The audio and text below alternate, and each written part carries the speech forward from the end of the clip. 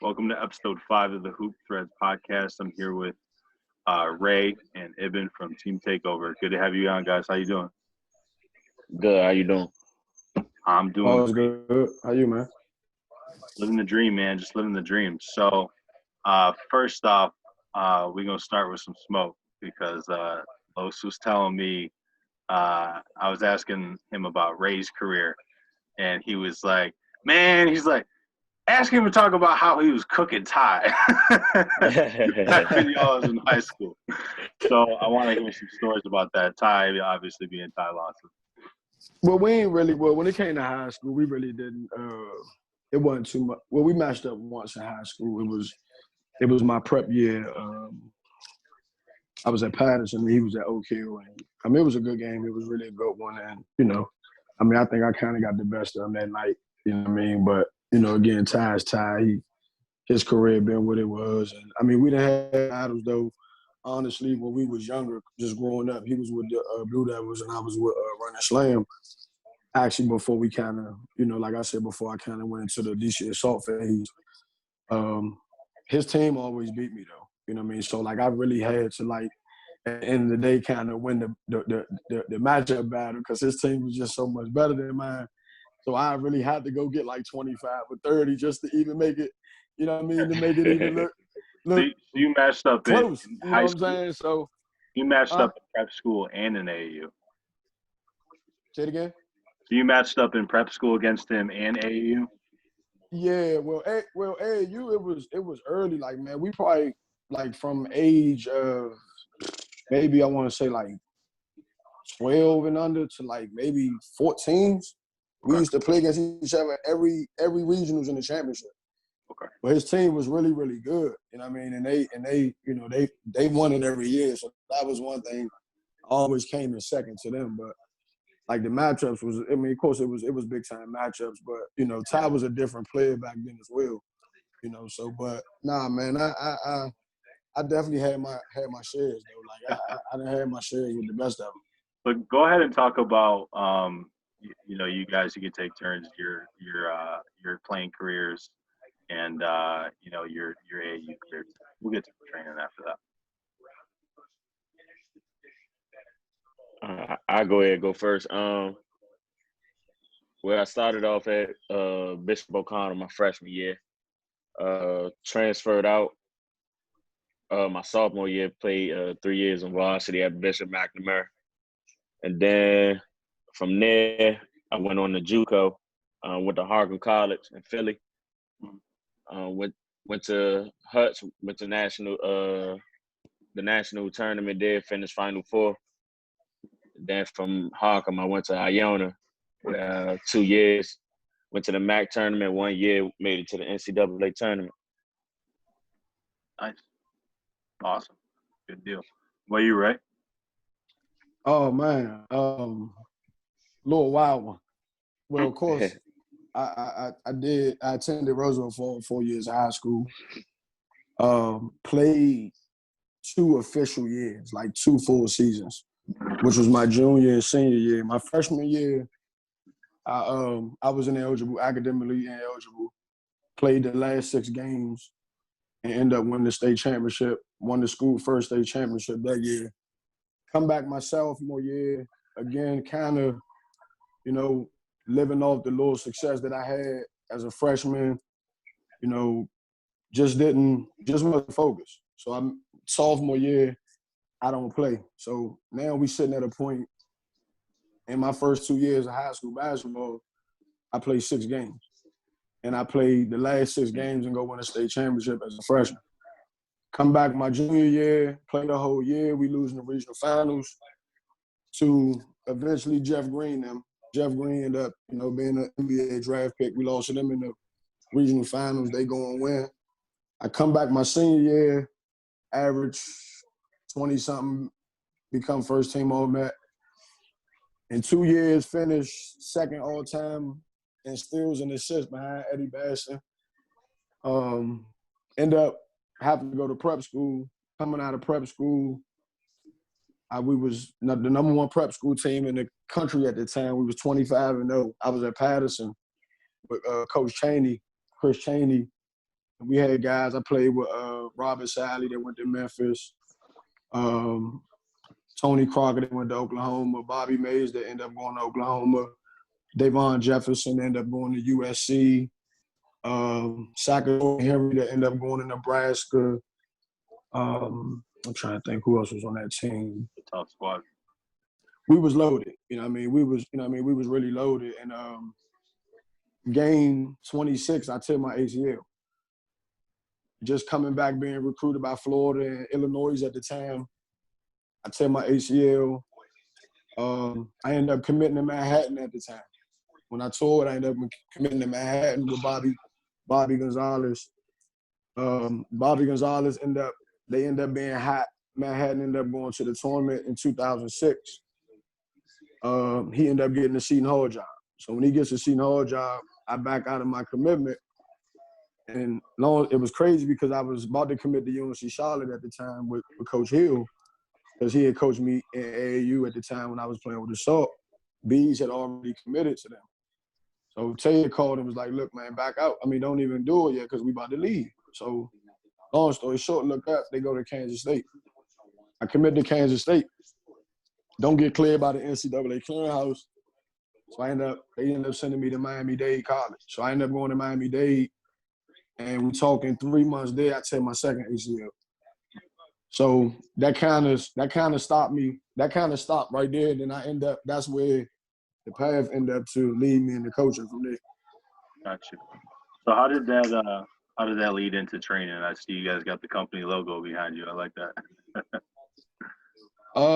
Crazy thing is, man, honestly, what led us into training was me working him out every day when he was still in college. You know, I was fortunate enough, again, when I got hurt, I ended up coaching with Takeover. You know, I ended up doing that. Man, Keith Stevens had coached me since I was in 8th grade. So that whole tie and connection was there. And it just so happens my first team, as I was coaching 16 under with Kenny Johnson, Eben and James Robinson was the point guards on that team. So me and Eben bonded, just kicked off from there, from just a whole big bro, little bro thing. And he was in college, he going to prep school, JUCO, and through all that, we steady working out every summer. And then it got to a point, it was him and Trevor Kills. They worked so Trevor come work out with him just to see how he worked, the work ethic we was putting in, working. And I just kept it going, honestly, just off them two. Like, it just even started with that, you know what I mean? And look up, you know, Ed finished his career, he goes to NCAA tournament, he wins a MAC championship, you know, from just putting the work in and staying the course. And again, that's where it comes from, you know what I mean? Just going through those trials and tribulations and just staying the course, you know what I mean? And coming out winning. And I mean, as time went on, Eben comes back, he becomes a coach. He coached within the program, you know, and it's like, you know, it's a family thing. And I know I'm not the type, I need help. You know what I mean? Like, I'm not in this thing my own. So I say, bro, you got the same type of energy I have. You done been through this thing, you know what I mean? So come on, you know what I mean? Come help me. And his his energy, and he's learning, and we all learning. We still learning.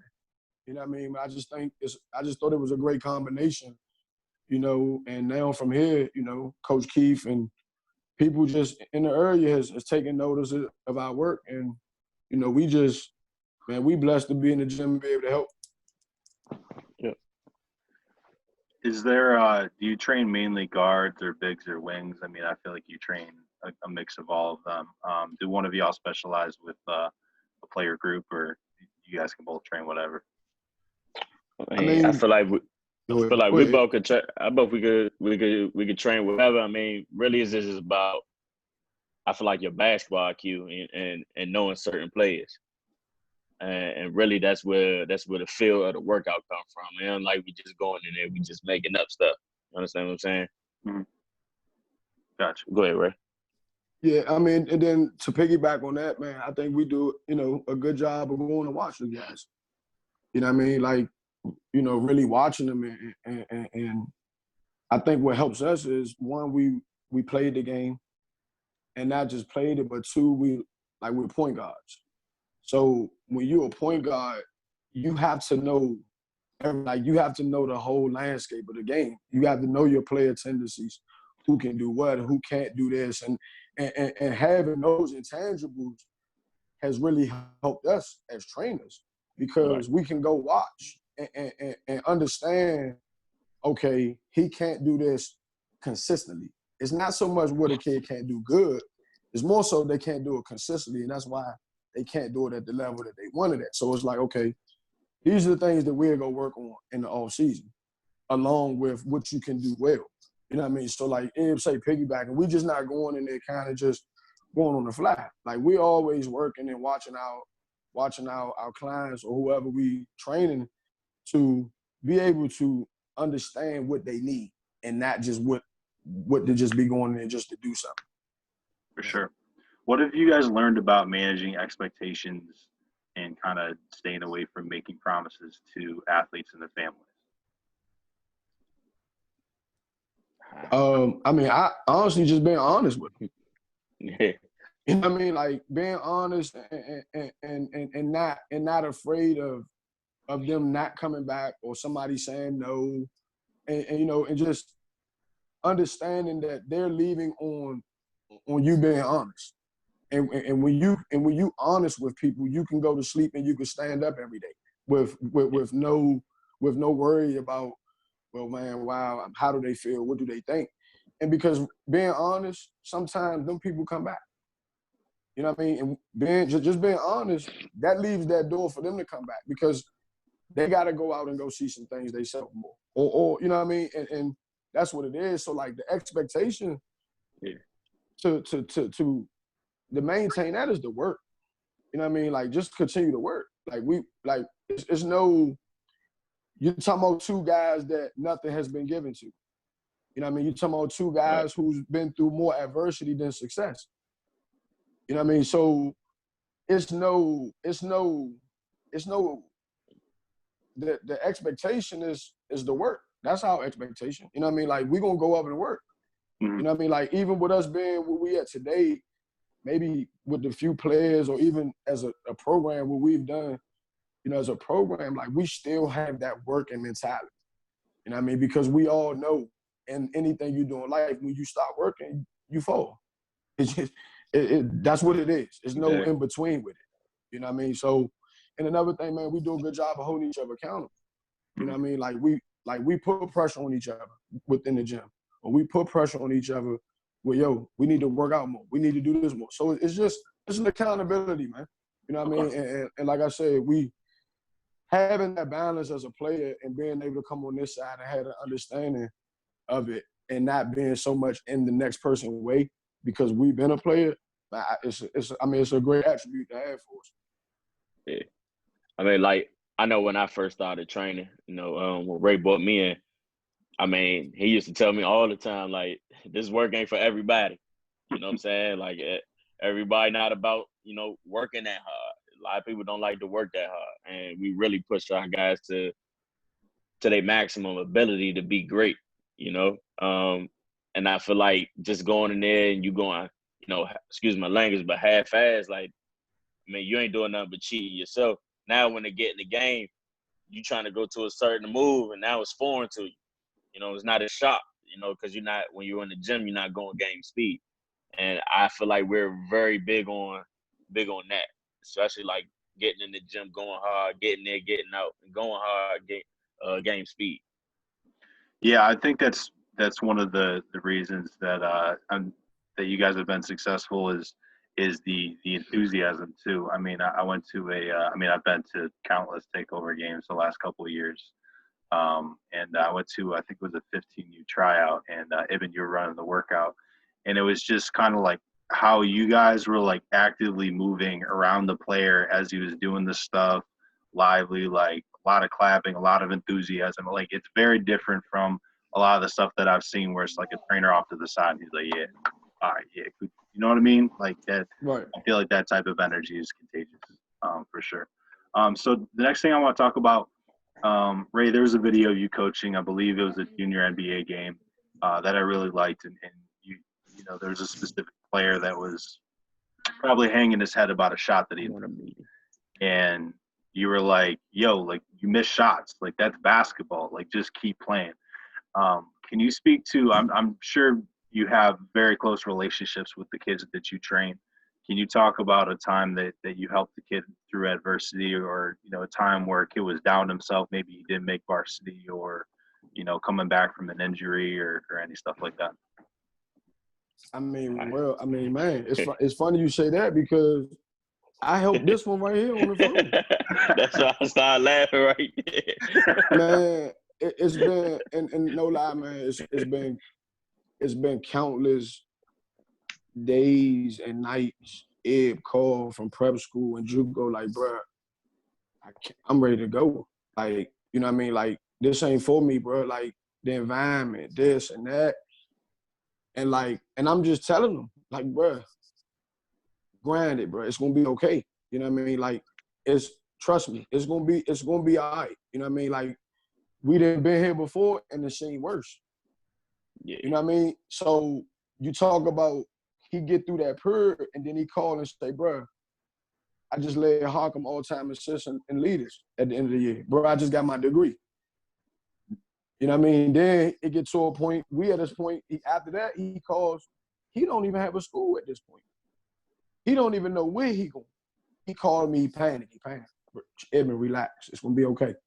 I mean, just constantly talking. I mean, and it's not even about basketball, but just everybody in a point in their time in their life just needs somebody there in the gap. You know what I mean? Sure. It's not so much about that specific space we in. It's about the space that the person is psychologically. You know what I mean? From a mental standpoint. You know what I mean? And I knew he needed me more there. The basketball piece we had already did. That was in the summer, being in the gym 24/7, working. We already did that. So the next piece was, listen, the mental. Stay locked in. Stay locked in. Don't let nothing get you off your path. You know what I mean? We went this route because we here and you get a junior college, you get it done. Then you get the Iona. First year there. Oh, man, coach this, coach that. Man, coach this. Eb, it's you. And he got, and I let him know, nah, it's you. You with the BS right now. Get in the gym more. Go get more shots up.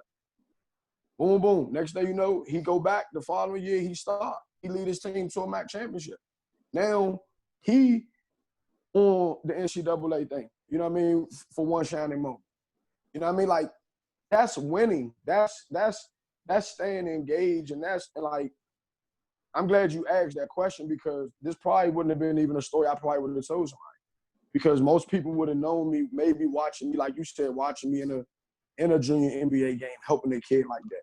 You know what I mean? But him right here is that question. Like I went through it for him for 2 years. 2 years, he was ready to, at any moment, have a breaking point. And, you know, and I just stayed with him on the phone. Just stayed with him. And I it was some nights I didn't even say nothing, just let him vent. You know what I mean? Like, you need the air. You know, and a lot of it, man, that I've learned through this thing is what has made me the good coach or trainer that people say I am. I was really good at helping my teammates, always, a point guard. I'm always, you know, giving them encouragement, you know, feeding them the ball. So I took that as a coach. That was one of my things, even though I took in the game early, not having so much X and O's, I took that piece because I knew that piece was important. So knowing, able to help a kid or a player balance out from a mental aspect, that's been having to me, that's winning the game more than an X and O in a defensive possession. Because once you can get that player or that young man to understand he's okay and he's assured of himself, everything else take care of itself. Mm-hmm. And that's what happens. You know what I mean? Kids or players tend to be unsure of who they are. So that they need that, like I told the kid, yo, everybody miss. You're going to make the next one. Most kids don't hear it. Most people don't hear it. It's more of a tear down than build up. You know what I mean? So I mean, like, nah, that piece right there with Eben going from junior college to to Iona was probably, and a lot of people don't know because we never talked about it. You know what I mean? Because it was just, that's what it was. You know what I mean? Like those 2 years, probably the very most impactful time that, because he was the first one to trust me. You talking about me, Ern, I'm at probably 24, 25 years old at this time. You know what I mean? So I'm still learning life. I'm still living fast. You know what I mean? And he's relying on me. You know what I mean? To be that big brother role in certain aspects of his life. And that right there, I'll say that was probably the biggest impact from a standpoint right there that I've made so far. And like I said, I've been blessed and fortunate to make a lot, but people don't know him going to graduate from junior college and going to that and graduating from college, bro. It was, you know what I mean? And people don't know it was that breaking point that he got to, why he was able to really go finish that. Runs deep for sure. So next we're going to talk about the DMV. I asked each podcast guest this question. So what sets the DMV apart from the rest of the country? Whew. I mean, the talent. The talent is unbelievable. Like, I know you're the math guy, but I always talk about this. Like, when I was there, like my sophomore year on the team, it was James Robinson, Victor Oladipo, Jerry and Grant, Mikael Hopkins, Josh Shelby, Najee Hibbert. Like, how many teams, you know, really like that got NBA guys like that, like loaded on one team? And honestly, like, you playing against that every night in the WCAC. Like, even back then, Riken was good. Riken had an NBA player, Travion Graham. Oh, yeah. I know he went to Riken. That's dope. Yeah. What about you, Ray? See, a lot of people don't know that. I mean, honestly, man, I just think, I mean, one, I think the thing that separates us first is that when you talk about competitive basketball, it's all in one space. It's like, we're not like just the biggest states or the other states where it's spaced out. You know what I mean? Like, everybody here, you're going to play against them from 7 and under all the way till high school. You know what I mean? So like when you're talking about just fighting, you're fighting every day, all day against the same people. And you see dudes that wasn't better than you, they get better than you because you was kicking their behind, then they get by you, and then you got to go get back past them. Like, it's like, this thing is crazy. Like I tell people every day, you can go to a third grade game and you thinking you at a 1700 game because of how people are around the game talking to these third graders like they already made it. You should have seen, I went to this one game at Poland. They had the middle school championship, and it was at Shout out to my man Jay Spinks, man. Yeah. You know what I mean? It's different over there. It was like 40 people coming out the door. Like, and I was like, this is for a middle school game? Like, I had to wait to get into a middle school game like that.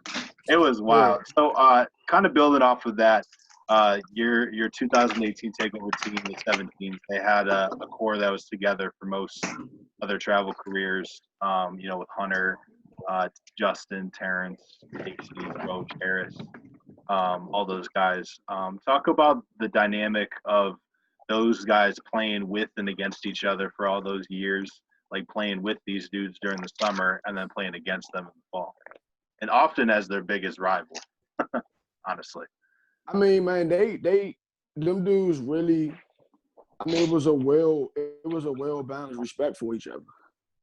You know what I mean? Like, like, them dudes really have a well-balanced respect for themselves, each other, and the game.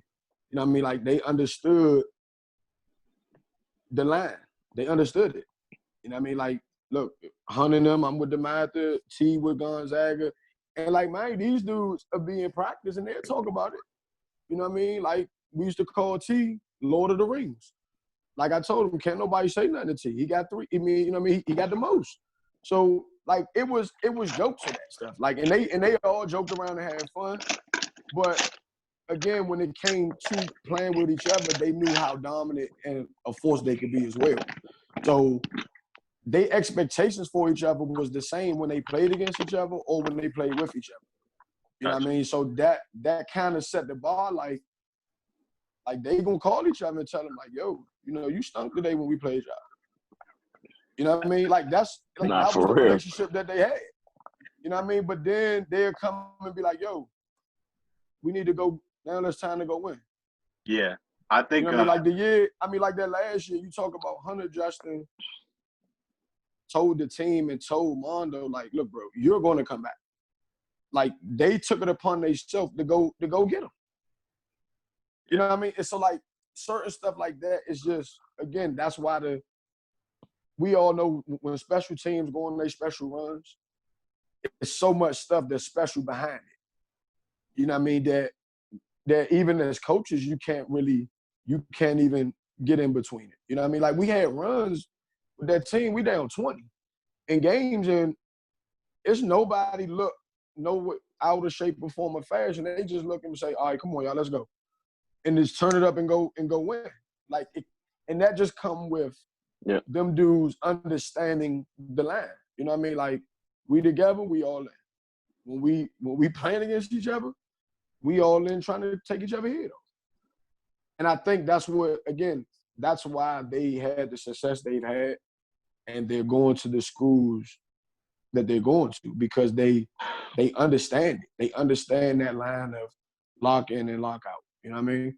What I really liked, about this area is, I mentioned on the pod, even with to say like a parent has a kid at St. John's, and the kid plays with Hunter on Takeover. If Hunter and him are in different tournaments and Hunter goes off, like that parent's like, yeah, Hunter, like, yeah, that's my guy, like, he earned this, like that support, like that family. It's not like it is TTO, like not just TTO though. I mean, like people. But again, Aaron, you talking about, and again, like I say this, and this is touching on our earlier. We create the animosity.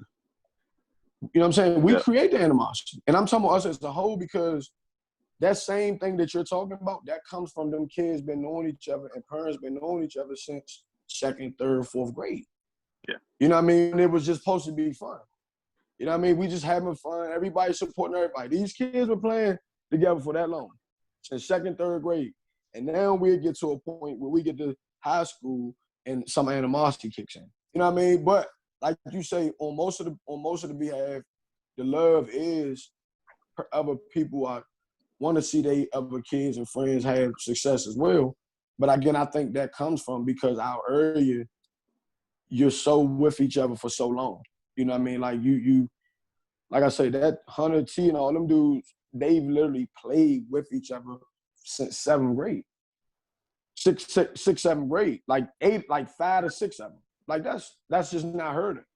You know what I mean? And you get the other ones that come in 8th grade, and then they go the rest of the way through.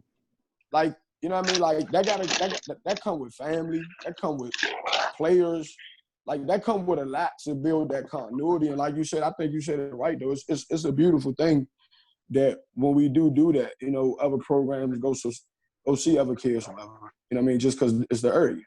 So someone sent me this picture. Can you see it? Oh yeah. Yeah. Steve? Can you tell me about this team and what age group that was? That was 7th grade. That was 7th. Exactly like you were saying. Yeah. That was 7th grade. That was Jameer, Tyler Brotherford, Hunter, Jay Heath, like all them dudes was on that team, man. Parston, yeah. And like still to this day, I still talk to Jay Heath, Makai. I talk to their parents. Like I talk to all of them, man. Because you know what I mean? Like if nothing else, man, those are very, very important times of them young kids' lives. You know what I mean? So like it's bigger than if you play with us or if you don't. You know what I mean? Especially when we didn't build a foundation from that young of an age. You know what I mean? Like it becomes more than magical. You know what I mean? I want to see y'all kids through. I want to see you, you know what I mean?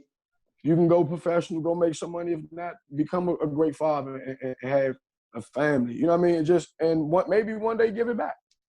You know what I mean? So that's where it comes from those days. Got you. So I want each of you to describe TTO in a sentence and to also talk about your role within TTO, like where you were when you started and what you guys are doing now. I mean, we say it every day, family. Like we just said, you know, take over on 3, 4, 5, 6 family. I mean, that's at the end of every practice, every game.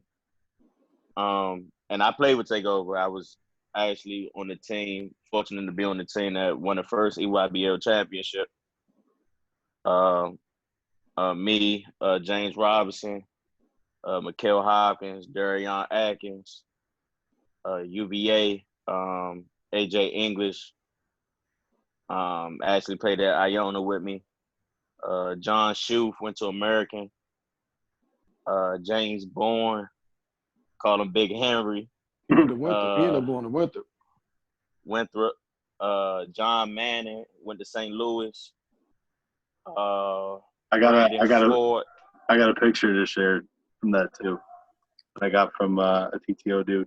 You see it? Oh yeah. That's legendary right there. That's a classic right there. You got Ray on the side getting hyped too. Yeah, hey, look, you see it, and we were right back. Yeah. So talk about my next question was to speak on TTO as a family. Ironically, Oh, you wanted me to answer that question too, didn't you? Yeah, my fault. Go ahead. I mean, Abe said family, and another one we say, man, it's just different.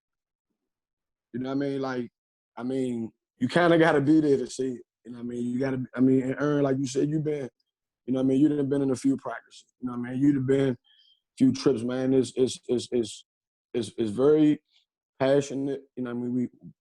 A lot of passionate guys. You know what I mean? I take my hat off to, Keith Stevens for sure.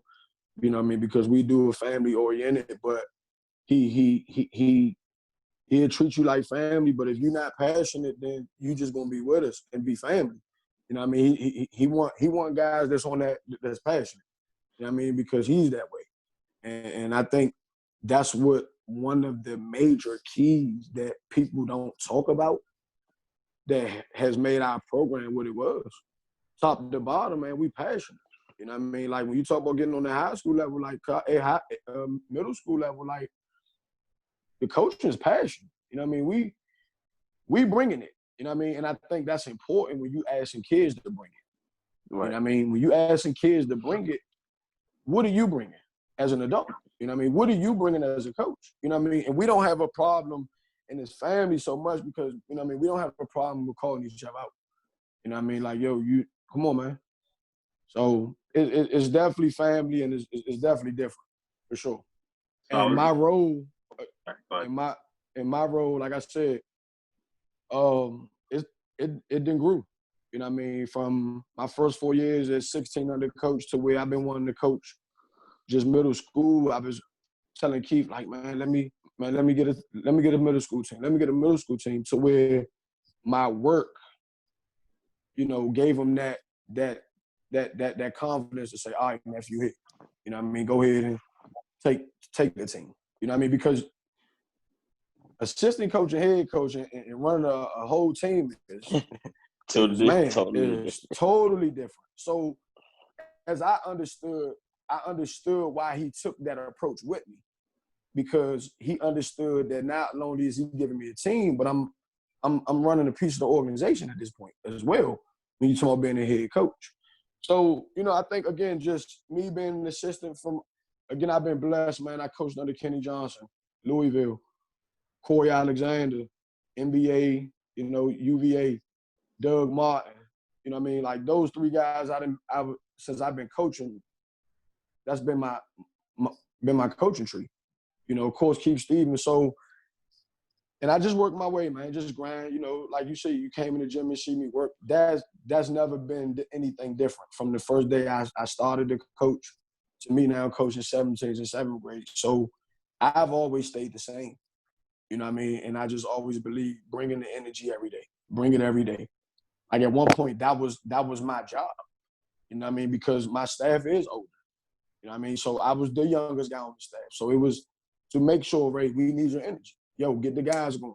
You know what I mean? Ray, get into the point guard. So I loved it because it allowed me to be hands-on so early. You know what I mean? And be active. And Keith never put no Doug, Corey, none of them guys never put no cap on us. You know what I mean? Like, they trusted us. They knew, our backgrounds, where we coming from, and it's like, yo, go be the best you. You know what I mean? You being the best you, being the best Ray, being the best Ibn, does so much more for our program because we can relate to the kids more and we tapping into them. So, like I said, man, our road just kept growing. And now we at the point where, I mean, shit, we blessed to kind of, walk in and stop the practice if we want sometimes. Yeah, I mean, I was going to talk about TTO as a family, but I feel like we did. I always see you guys. It's always a TTO section at all the games, and I mean, there's parents of kids who aren't playing in the games there that just show up to support. But Doug said, "I need to ask y'all something." He without any cursing. Without any cursing, let's talk about the scrimmages between the 16s and the 17s. Oh man, epic, man. Like we said, man, we bring that energy. We let it be known. When the 16's on fire, you gonna know the 16's on fire, baby. Yeah, dog eat dog in there, man. Dog eat dog in there. And listen, we done both walked out that gym with our heads down and tail tucked because 16s or 17s then beat the crap out of each other in there. Yeah. For sure. And I'm talking about, man, trash talking at his finest from the coaches, making the other coaches so mad. I'm talking so mad, like really want to just take a ball and throw it at him. He said his favorite matchup on the court is you two. Oh no, because me and him go at it, man. Oh yeah, me and him you go at it. You going here? And we you got go it here from 2 ends for of the sure. court. I love that. I heard another story from another Takeover guy. Ray, you want to tell me about that time in Charlotte at the Hot that you forgot your whiteboard and how you overcame that circumstance? Oh You man, remember that? yeah. We in Charlotte and it was a timeout, and I'm so. Of course, everybody that know me, I'm all into the game, and I go to look for the board, and I'm like, man, don't nobody got no board with me. So man, I took like Huggy juices and water bottles, and man, I took everything around me, and I drew the play up, man, so we can go out there and make it work. So, I mean, for me, man, I don't need much. You know what I mean? If there's something around, I'm gonna use it, and we're gonna get it done. I was just picturing you on the court, just like really hype, just like slamming down juice boxes. Yeah, like, look, the crazy thing and the kids, they was kind of laughing because they was trying to figure out, because it got to a point like they looking like, okay, I'm looking around, they like, okay, what is he gonna do? Like, what, you know what I mean? Like, what he gonna do? And I seen some bottles, and I'm starting slamming them and screaming and moving. And again, man, it's a sign to your kids. You know what I'm saying? Like, if it's a way, man, we're gonna make a way. You know what I mean? Like, can't nothing stop us but ourselves. You know what I mean? And when you go beyond, man, you see what them kids go do for you. You know what I mean? They go beyond for you. Absolutely. So talk about your relationships with alumni. I know that that Vic and Jeremy Grant both sponsored the younger teams in your program. Talk about their involvement in Takeover. I mean, well, I think of course, man, it's always beautiful. You know what I mean? At the end of the day, them guys got a hell of a schedule. You know what I mean? Being professionals. They got their own families. So, I think any little time that they do give back and invest into it speaks volume, not just for them, but, just as a person. You know what I mean? To let the next person know to come through the program that you can do it as well. You know what I mean? When you get there, don't be afraid to give back. And again, I think it's just a testament to who we are and how we, interact with our guys while they with us. So when they do leave us and go on to college and go on to, a different life, we've made a comfort zone that you can come back regardless of who you are.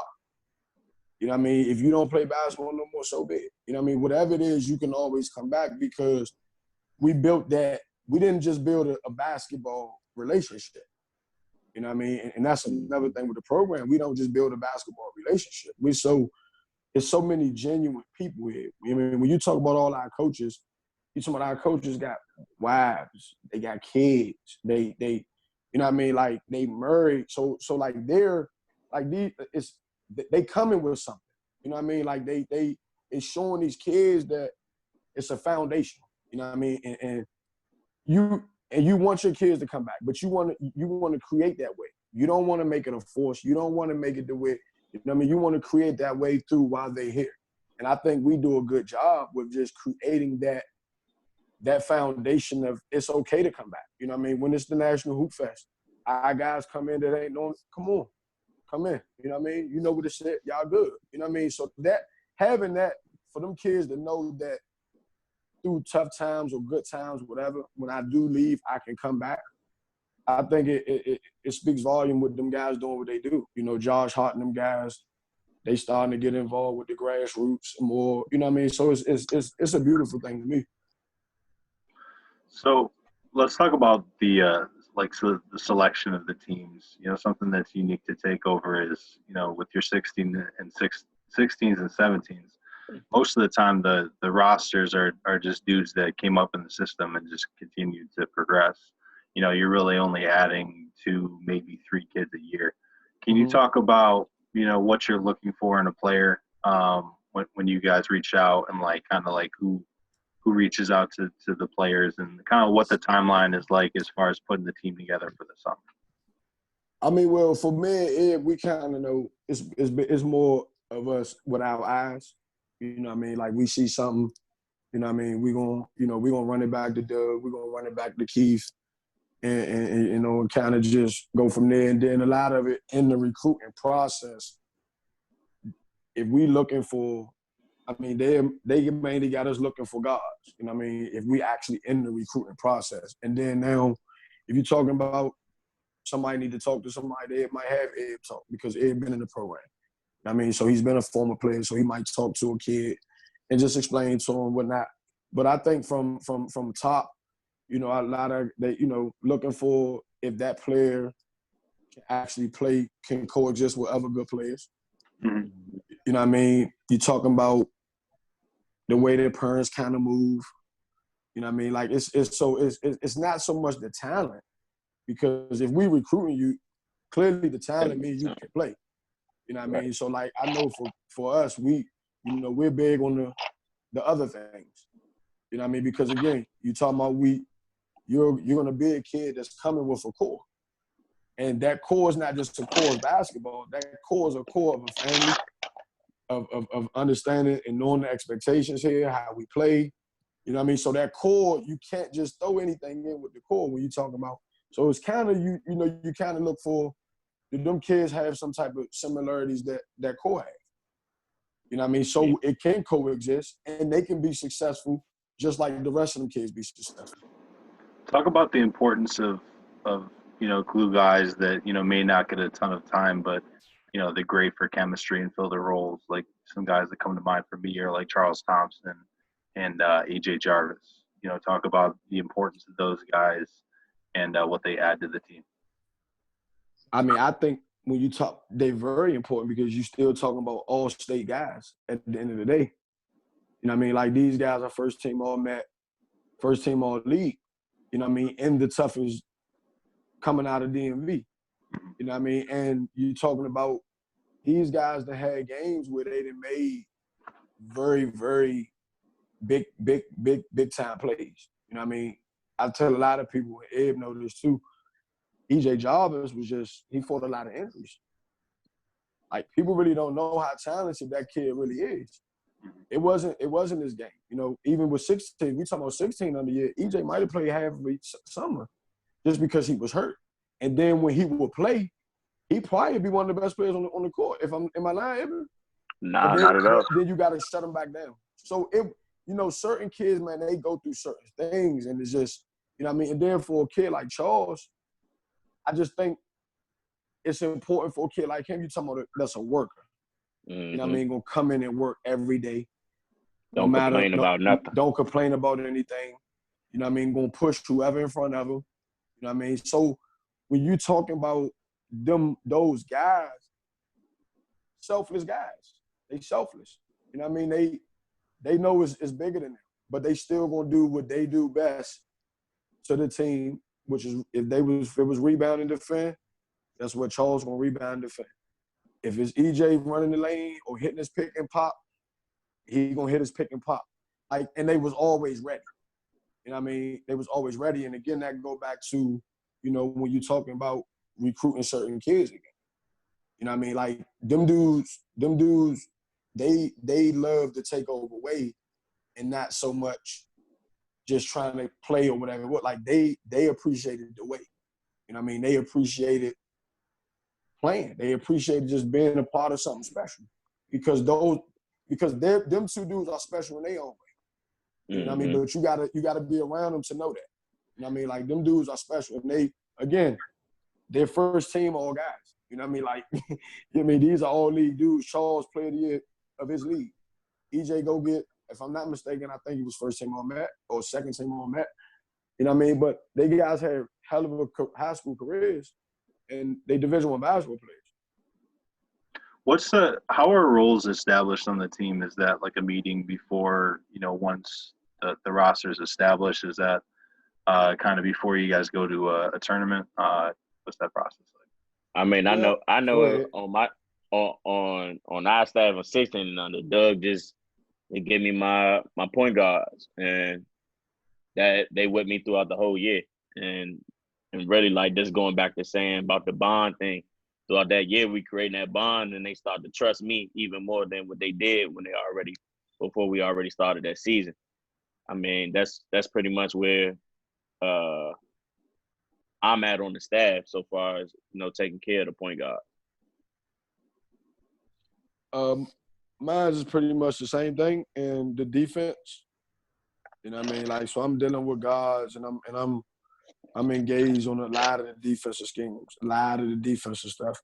You know what I mean? So that's pretty much where I'm at with it. And of course, you know, still getting the guys going and you know what I mean, getting them engaged and all that whatnot. But from a role standpoint now, with Samson, I deal with the guards.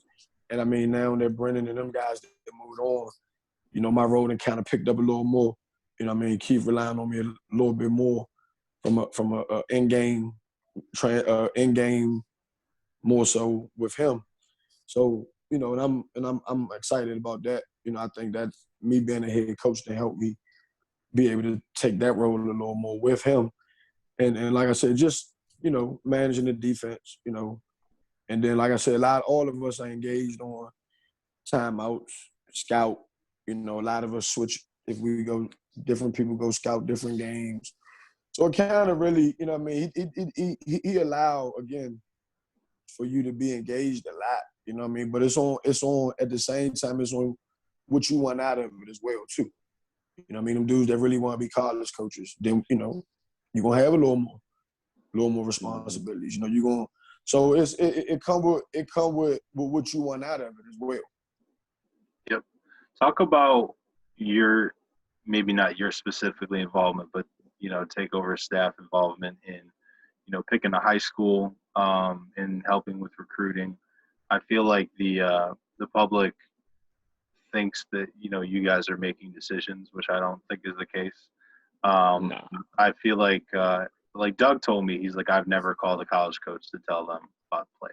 It's just not, you know, it's not my role. Can you talk about that? I mean, again, we work. So like, again, it's former players, so we know the process. You know what I mean? So like, if a parent asks us the process, we're gonna tell them because we've been in that process before.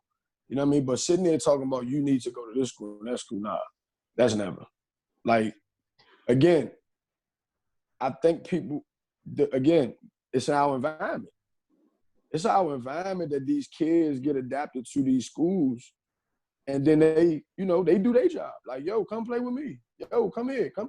So like, and like I tell people, when we talk about high school, I hear so much, man, everything is PBI, everything is PBI. But I say, bro, if you look at Gonzaga, they starting 5 was Takeover. If you go to DeMatha, 3 of their 5 is Takeover. Start like, you can't just sit here and say that when the WCAC is basically Takeover. Like the whole league. When you talk about the top 4 teams in that league, our kids go to those schools. So it kind of like that really bothers me because it's like, yo, them kids and them parents fair share where they want to go.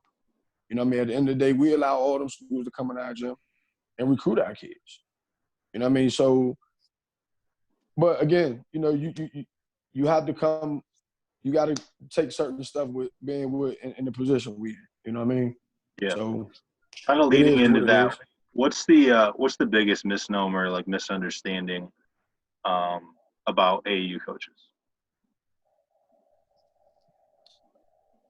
I think I would say, I guess, this whole trying to get something out of it for themselves.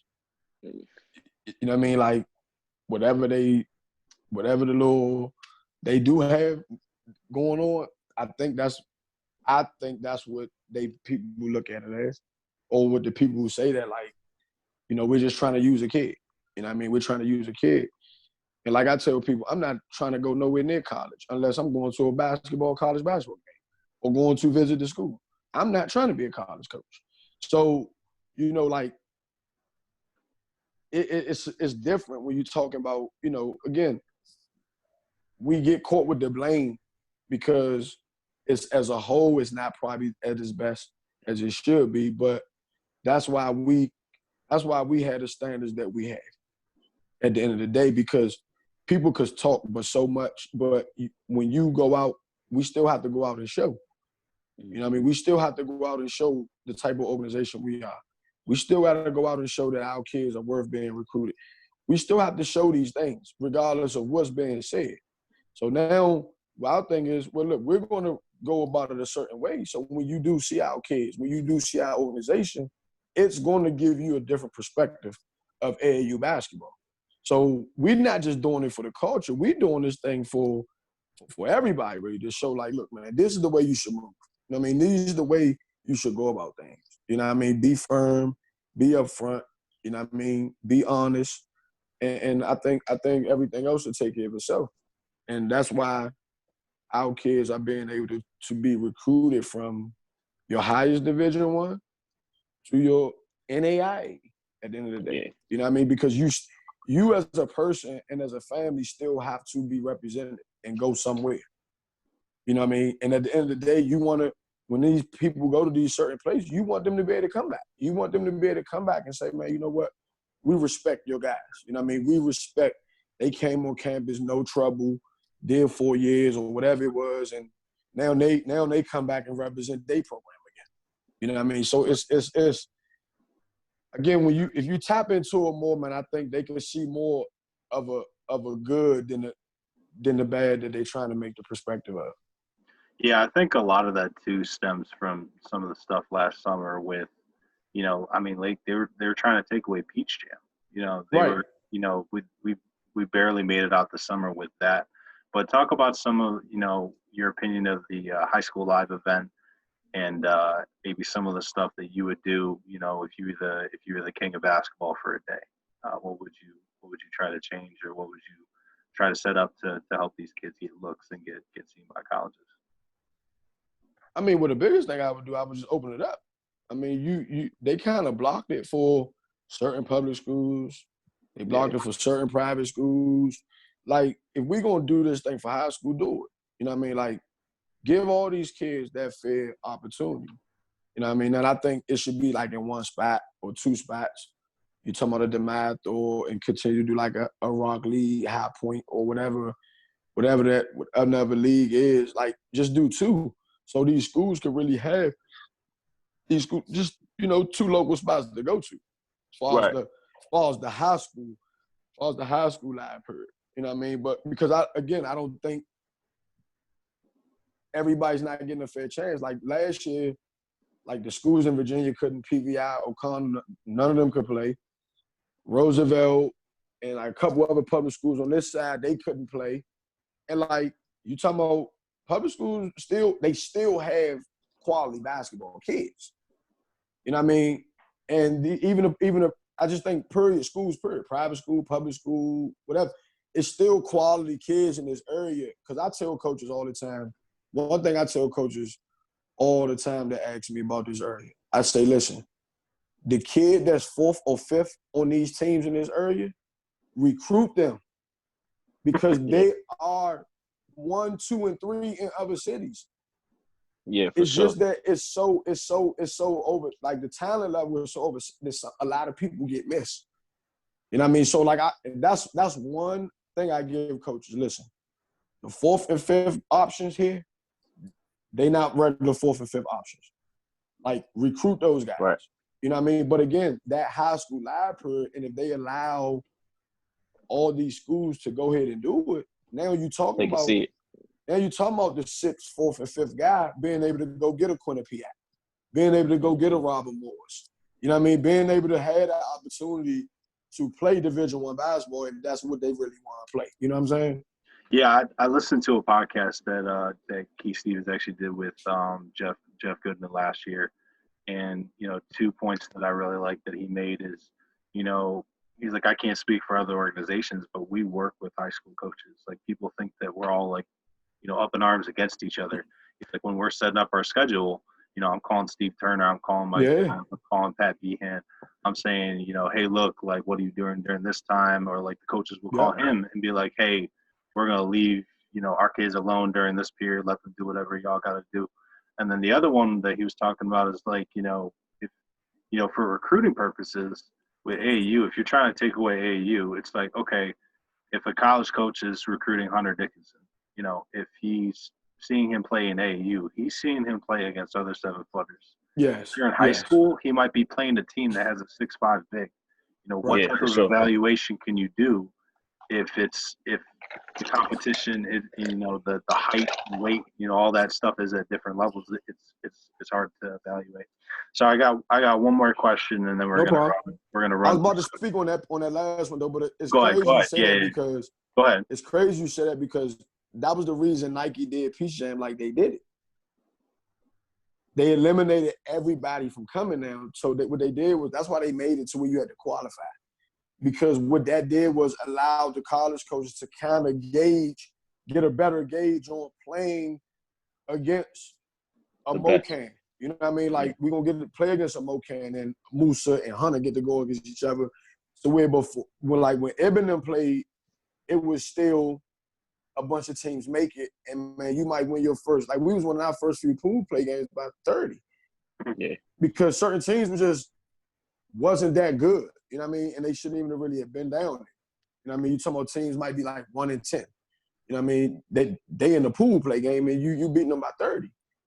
And it's a hard gauge, like you said. Like the coaches said it, like, look, something have to change because it's a hard evaluation. You know what I mean? Like, this kid supposed to be a 5-star and he's playing against, no harm, but who? You know what I mean? I can't gauge him. I can't really say, all right, this kid need to be going to Duke or North Carolina, and he's not going against an ACC caliber guy or a guy that's being just recruited as highly as him. You know what I mean? So I definitely. I mean, I'm definitely with that piece. So let's try to keep this short. So one team and one sentence about why the team that you like playing against the most in AAU. Maybe it's because some of the coaches, you like their style of play, the matchups are good. What do you guys like playing against the most?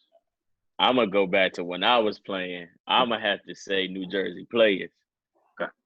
Because, I mean, for some reason, we could never, ever get them, man. And that was Kyle Anderson and Miles Mack. First year, 16 and under, Ray was on the staff. They beat us at the buzzer. Then come back the very next year, 17 and under. They beat us by a dub. And I take it back to when we was younger, when we was triple threat. You just could never beat them, man. That was just one of the games, like, I know I definitely got up for it and it was ready to rock and roll. What about you, Ray? As a player or as a coach? Let's go, coach. As a coach, I will say I probably go St. Louis Eagles. As a coach. Why's that? I mean, we played them at 6 teams. Bradley Beal, like St. Louis Eagles was one of them teams that traveled like we traveled. A bunch of fans, well coached. You know what I mean? You got Ben McLemore, you got Bradley Beal. You know what I mean? Like, what's my guy that went to the Butler? Roosevelt? Roosevelt Jones. Yeah, like they all them guys, like, and they kind of like it was almost like a Midwest us almost. You know what I mean? Like the way they played and the way they defended and was well coached. Got 50 fans with them, and we beat them at 16s, right? We beat them at 16s. That's when they first started, like the whole. And then 17s, we play them again for the championship. Yeah. And this time this is the time Bradley Beal now is the sponsor of his team. So he loses to us again, and he just like, even to this day, he says, he like, man, when I got drafted, I was like, man, I'm happy, but these takeover dudes, man, they just, I can't get away from them. You know what I'm saying? Like, and he said to this day when he sees us, all love, he like, man, you know, I still hate y'all dudes, man. I just can't beat y'all. But playing them at 16s, coaching against them at 16s and 17s, like I said, it was kind of like it was kind of like watching us. It was kind of like playing against us. You know what I mean? Like, they had good guards, you know, dudes that could shoot. They ran good stuff. They defended. They played together. Like I said, I thought they was the Midwest us at that time, and it was just, and they moved the same way. Like, they was deep with people and they was loud. They had a really good fan base, and like I said, them 2 games against them was pretty dope. Back to back years. Athletes for sure. All right, last question before we hit some quick hitters. Ray, I hear "Kiss from a Rose" by Seal is your pregame jam to get you hyped. Say it again. Thoughts on that? "Kiss from a Rose" by Seal is your pregame jam. A source. Let me know. From who? Cannot reveal the identity, but that's No. I ain't talking about who said it, but I'm trying. You said from who music? Seal. No. What is your pregame hype music? I mean, when I played, I'm gonna take you back. Oh boy. I used to go off the Fad Breathe joint, and then I go vice versa, past the Troy. But that joint, I realized that joint used to get me too turned. Like, I had to I had to just go ahead and go to the Fab after that. Just knowing like how intense you are now, I'm just trying to picture you as a 16-year-old. How much? Yeah, I could I realized I was turning the ball over and everything because I'm too turned up off. Then I said, I gotta change that. But now as a coach, man, I'm going with, you know, whatever I had at the moment. You know what I mean? Definitely if it's something that, you know what I mean, that's catchy, I'm turned. You know what I mean? So got you. Honestly, right now, I'm Lil Baby, man. We going all in. We crazy right now. Here we go. All right, so quick hitters. The first set's gonna be for coaches on Takeover, and the second one's gonna be for players. So on the Takeover, either one of you can answer. Takeover coaching staff. Who's the funniest coach? On my staff? No, all of Takeover organization. Oof. I'm gonna go with Coach Nunu, man. That's what I'm going with. Yeah. Coach Nunu, Stanley Childs, Vice President, babe. Got to be top 2 and that too. Best opponent scout. Best opponent scout? Yep. It got to be from that 16 on the staff. They do a hell of a job. I mean, all our guys on our staff do an amazing job. But I know I'm going to go with Coach Blair I'm gonna say Coach Blair on that one. So best recruiter.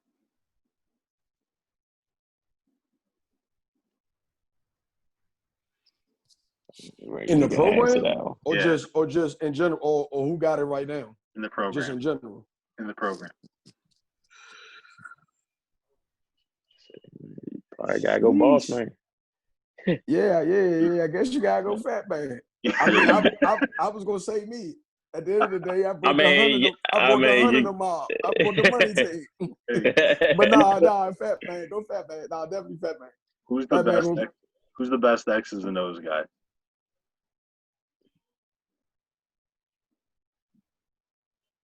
I'm making y'all think. I go Dub. Yeah, Doug. I was about to say Coach Doug. Coach Doug is really good. I go Dub. Okay. We need some smoke. So most trash musical taste. Said most trash what? Musical taste. Shit, probably big coach. Definitely. Yeah, big coach. Ain't nothing. Who's the best dressed on the team? On the team? On the coaching staff. Young Chid. Ed. Okay, there you go. Who's Keith's designated hold me back guy? New. Yeah. I either say Nunu or Ray. I say Nunu or Ray. It's probably not just one person. I'm going Nunu though, bro. It's definitely both of them. I gotta give it Nunu because he been with him the longest, so he been holding him back even when I was playing. So you gotta go Nunu. Who's the TTO hype man? I feel like Lowe should get the honorary mention, even though he's not on staff. He working his way, but gotta go ahead and go Raheem, man. Raheem, yeah, baby. Rod Digger. Absolutely. So who has the worst fits? Big coach. Hands down. Who's the most attention detail guy on staff? Gotta go Keith. Yeah, Keith, man. He's overly attention to details. God, I'd be like, damn, you all right? Yeah. All right. Last one is the coaching alumni still around. Say it again. The coaching alumni who's still around. One of the coaches that's no longer working with you guys. So I heard some alumni. So Yeah, I just heard. You said the coach is what? A coach alumni which was still around. A coach alumni who I wish was still around? Yeah. So like Brendan, one of the guys that's working in college now. You give me that one though, bro. I miss B and Jamil. I miss both of them. Right. I'm gonna say Jamil and Johnson, Kenny Johnson, because both of them coach me as well. There you go. All right, so who's the best guys of that? You coming in and out, Say it again. Who's the best player you've had? Who's the best basketball player I've had? Practice player you've had. Practice player. Yes. Oh, best practice player. Yes. Oh man.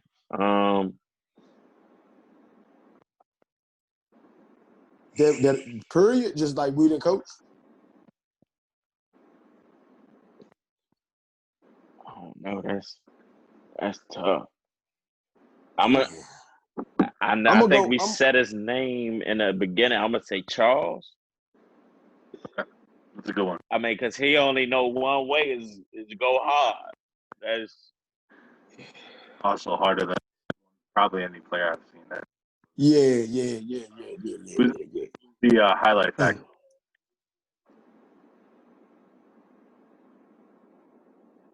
The highlight what? Highlight factor. Highlight factor? Factor. The dude who has the who got the most highlights? Yeah. You gotta go Ola.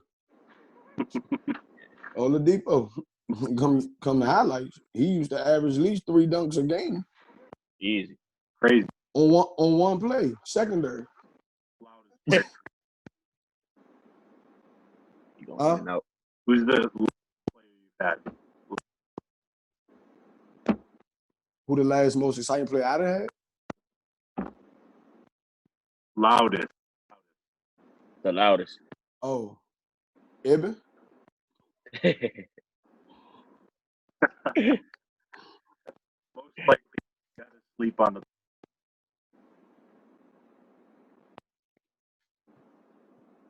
Say it again. most likely to sleep on the bus. Sleep on a What, bus. player or coach? Play. Sleep on the bus.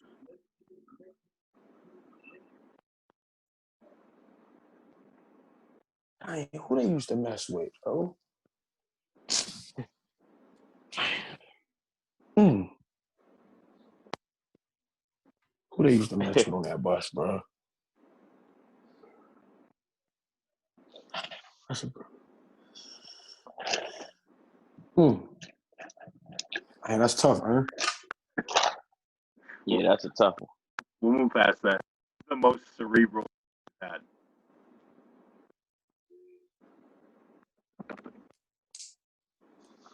Cerebral. Player?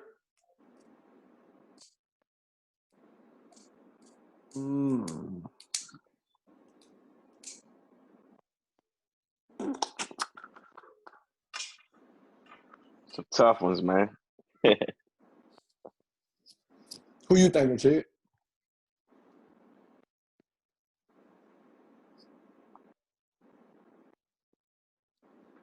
I don't know, man.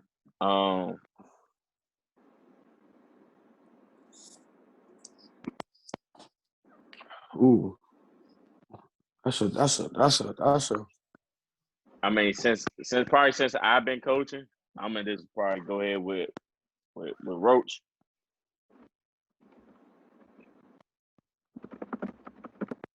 Got you. And then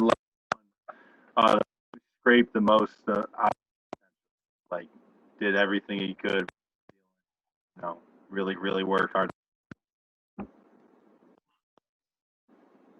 Say that last piece, really worked hard in what? Gym. In the gym? Yeah. Who works hard in the gym? I mean, you want to go ahead? I got to go with Trevor Kills. Got you. He been Trevor working out Kills or hard. Justin Moore. Yeah. But, I mean, Trevor been with him. Trevor been with me. Since he was 12. He been going like that. Doing the same thing I was doing. All right, last question. Did the In the Water documentary miss anything that was really important to you? I ain't getting that. Did the what? Did the In the Water documentary miss anything to you guys? In the water miss. I mean, I thought it was. I just like I told them people. I definitely thought it was incomplete. I mean, I get it. I understood it was something for the bigger people, but again, I think everybody who we've been trying to touch, they would have tapped into it because they've been hearing so much. You know what I mean? So if you I think we just went on and really did a whole thing with just providing more how Kevin came. You know what I mean? Providing how the Vicks came. Like, you know what I mean? Just giving more and not because my thing is for them to make it, somebody had to not make it. You follow what I'm saying? Like somebody, like them dudes, somebody had to be the trial. You know what I mean? Like most dudes had to be the trial. And then you get the finished product with them dudes. You know what I mean? And there's more. So I just think it was incomplete. You know what I mean? I definitely think it was incomplete because you do have NBA guys from the county and all that wasn't mentioned at all. You know what I mean? But that's in these NBA record books, in these college record books, in these high school record books. Like the same books that them dudes that's representing our area today, it's dudes in those same books from the area. You know what I mean? In all them books, as history is made. I just think it was definitely incomplete. You know what I mean? Like of course, it was a good thing for the people as a whole to kind of look into our area, but as rich as it is, and there's so much talked about it, I don't think we did a good enough job of giving that actual, DNA for real. And I think it's really to that history and that's what stood out to me.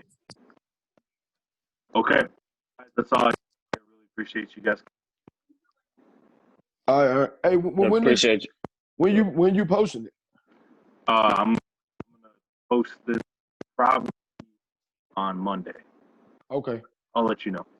All right, that's a bad. Appreciate it, man. Sounds good. Appreciate you.